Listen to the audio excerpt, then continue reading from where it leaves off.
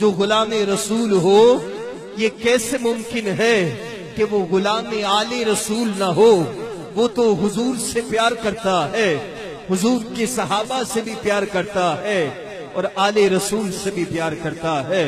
آل رسول کی بارگاہ میں چند اشعار پیش کر کے میں اپنے عوام سے گلشن نقابت کے وہ تابندہ ستارے، شہنشاہ نقابت بھی جن پر فخر کرتی ہے، فخر پاکستان، میرے استاد گرامی، میرے محسن، جن کی بہت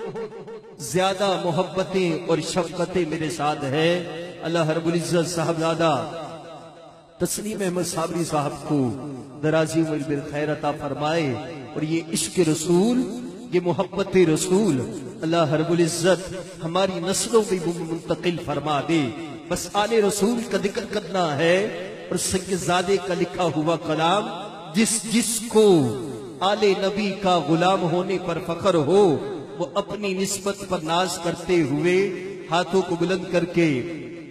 سبحان اللہ کہے گا کہ خوش بخت ہوں، قسمت پہ تصدق ہوں، فدا ہوں، خوش بخت ہوں، قسمت پہ تصدق ہوں، فدا ہوں، میں سیدہ زہرا کے گھرانے کا گدا ہوں، خوش بخت ہوں، قسمت پہ تصدق ہوں، فدا ہوں، میں سیدہ زہرا کے گھرانے کا گدا ہوں، اور خوش ہوتے ہیں سرکار دو عالم مجھے سن کر، خوش ہوتے ہیں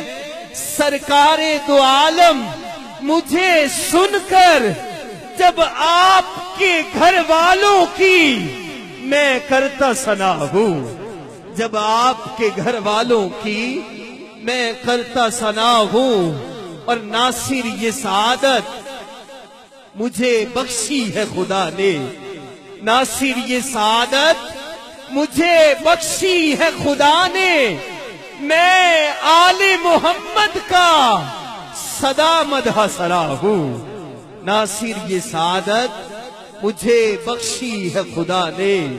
میں آل محمد کا صدا مدح سرا ہوں۔ یہ 4 مصرے اور آخری 4 مصرے ہیں، اور ان کے بعد آپ کی سبحان اللہ صاحبزادہ تسلیم احمد صابری صاحب کا استقبال کرے گی ہاتھوں کو بلند کر کے۔ یہ بھی ایک عظیم شخصیت کے لیے پڑھتے ہیں، اور یہ کیونکہ میرا فخر ہے، میں ان کے لیے پڑھ رہا ہوں کہ جل رہا ہے محمد کی دہلیز پر، دل کو تاکے حرم کی ضرورت نہیں، میرے آقا کے مجھ پر ہے اتنے کرم، اب کسی کے کرم کی ضرورت نہیں۔